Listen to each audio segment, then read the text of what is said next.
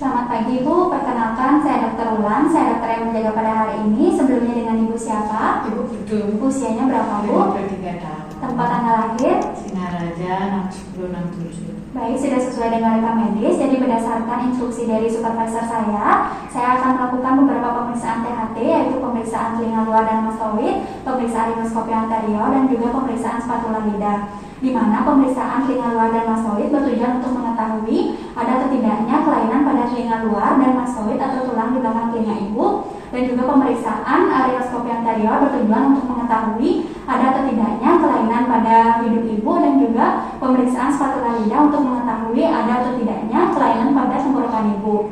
Namun tindakan ini sedikit tidak nyaman karena nantinya saya akan memasukkan spekulum hidung ke dalam hidung ibu dan juga spatula lidah ke dalam mulut ibu. Apakah ibu bersedia? Bersedia.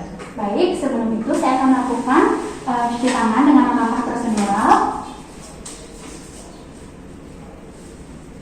Kemudian menggunakan APD.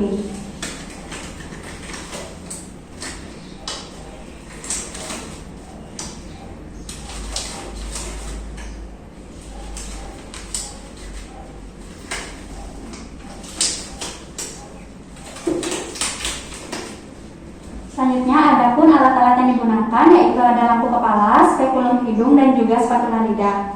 Langkah-langkah pemakaian lampu kepala, di mana jika menggunakan lampu kepala yang harus dihubungkan dengan listrik, maka sambungkan kabelnya ke stop kontak terjangkau. Namun jika menggunakan lampu kepala dengan baterai, maka pastikan baterai dari lampu kepala sudah cukup terisi. Di sini saya menggunakan lampu kepala dengan baterai, kemudian longgarkan ikatan lampu kepala dan pasangkan lampu kepala di kepala pemeriksa, kemudian kencangkan agar tidak jatuh, namun jangan terlalu ketat. Lalu posisikan lampu kepala di glabella atau di antara kedua mata pemeriksa, kemudian nyalakan lampu kepala dan arahkan sinar ke telapak tangan pemeriksa kira-kira 30 cm di depan mata pemeriksa. Kemudian aturlah fokus sinar dengan membentuk lingkaran yang cukup terang dengan diameter 3-5 cm dan membentuk sudut 15 derajat dengan aksis mata pemeriksa. Kemudian memposisikan pasien di mana pasien duduk tegak berhadapan dengan pemeriksa dengan kaki pasien dan pemeriksa saling bersisian dan tidak saling mengangkangi. Pertama, saya akan melakukan pemeriksaan telinga luar dan pemeriksaan mastoid dimulai dari telinga kanan. Ibu silakan hadap ke kiri. Lalu di sini saya akan melakukan inspeksi pada auricula atau daun telinga dan di sekitarnya untuk menilai ada atau tidaknya tanda-tanda radang seperti hiperemi, edema, kemudian vesikel, bulat, sekret, dan juga menilai ada atau tidaknya deformitas, benjolan, fistula preaurikular, squama, tanda-tanda trauma seperti laserasi, pendarahan, hematum, dan juga adanya luka-luka seperti jaringan parut maupun keloid. Selanjutnya, saya akan melakukan inspeksi kanalis akustikus externus untuk menilai ada atau tidaknya benda asing, hiperemi, edema, sekret, tumor. Apabila ada sekret, maka tentukan jenisnya, apakah serus, mukoid, purulen, mukopurulen, atau salminus. Selanjutnya, saya akan meraba auricula untuk menilai ada atau tidaknya nyeri tekan, benjolan maupun rasa panas atau kalor. Jika ditemukan adanya benjolan, maka tentukan jumlahnya apakah solitar atau multiple. Kemudian tentukan konsistensinya apakah lunak, keras, atau fluktuasi, dan juga tentukan warnanya, ukuran, dan regio penyebarannya. Kemudian saya akan melakukan tarik aurikular ke arah atas dan ke bawah dan juga menekan tragus. Hal ini untuk menilai ada atau tidaknya nyeri tarik aurikular dan nyeri tekan tragus yang merupakan suatu tanda radang dari telinga luar.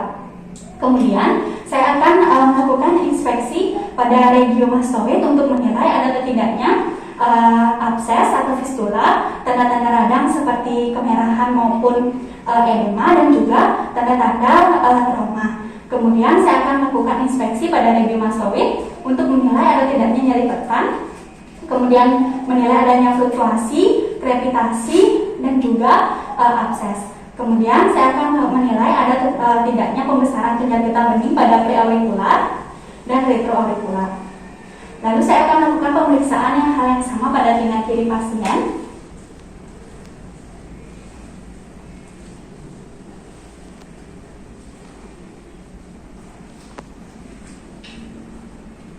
Baik, selanjutnya saya akan melakukan pemeriksaan rhinoskopi anterior Saya akan memilih spekulum sesuai dengan ukuran dari nares pasien, di mana spekulum akan dipegang menggunakan tangan yang non-dominan, di mana ibu jari berada pada ganggang bawah dari spekulum, kemudian jari tengah hingga jari kelingking berada pada ganggang atas hingga menyentuh ganggang bawah, dan jari telunjuk bebas.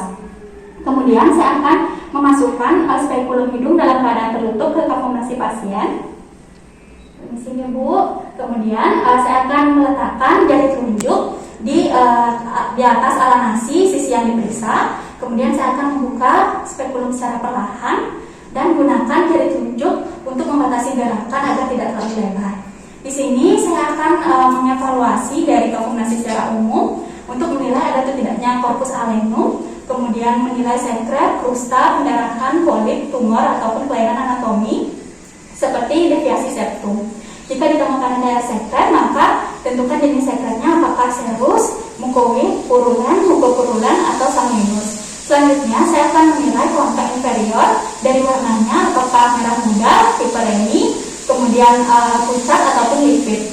Dan tentukan morfologinya apakah komesti, dekomesti, hipertrofi atau atrofi. Lalu perhatikan septumnya apakah ada atau tidaknya deviasi septum, keadaan plexus kisobah, adanya perforasi, tanda abses maupun hematum. Kemudian saya akan menilai kontra media dan meatus media dengan mengarahkan spekulum ke arah atas, atau jika diperlukan minta pasien menengadkan kepala ke atas dan dilihat ada atau tidaknya sekret, krusta maupun polip. Jika sudah selesai, maka keluarkan spekulum dalam keadaan sedikit terbuka agar tidak menjepit fibrizae ataupun rambut hidung dari pasien. Kemudian lakukan hal yang sama pada kafum nasi sebelah kiri.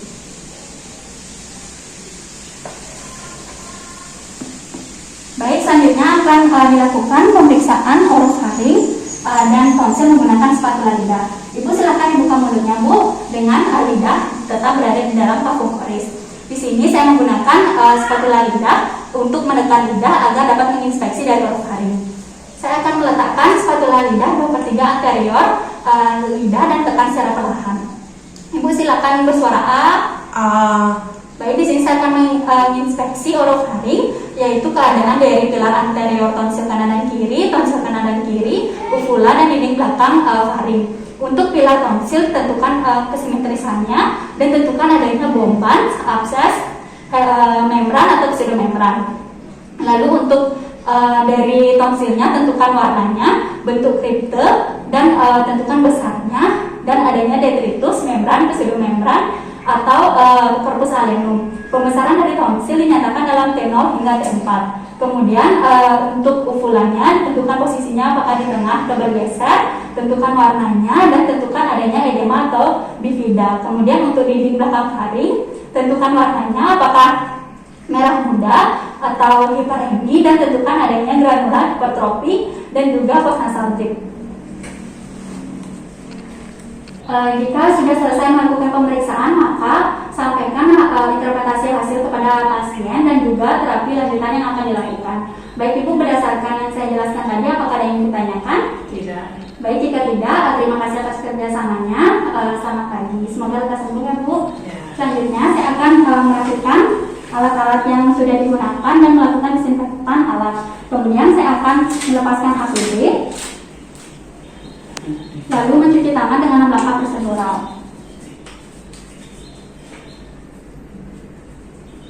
Baik, sekian pemeriksaan THT, yaitu pemeriksaan telinga luar dan mastoid, pemeriksaan rinoskopi anterior, dan pemeriksaan spatula lidah dari saya. Mohon maaf apabila masih ada kekurangan. Terima kasih.